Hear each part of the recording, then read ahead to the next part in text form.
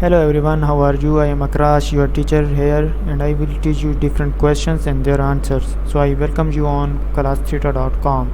So our today's question is: the book value of an asset is equal to the replacement cost of the asset's fair value less its historical costs, assets cost less accumulated depreciation, blue book value relied on by country markets.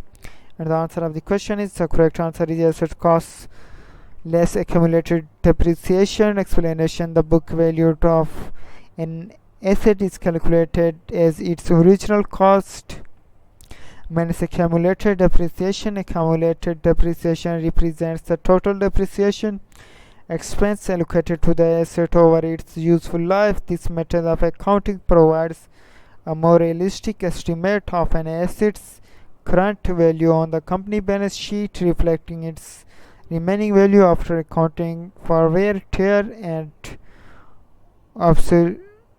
obsolescence over time. Thank you for watching the video. If you have any question related to this video, please post a comment below. If you have any question in your mind, you can also post on the website and I will be answering you in the next video. Thank you for engaging with us. Until next video, bye bye.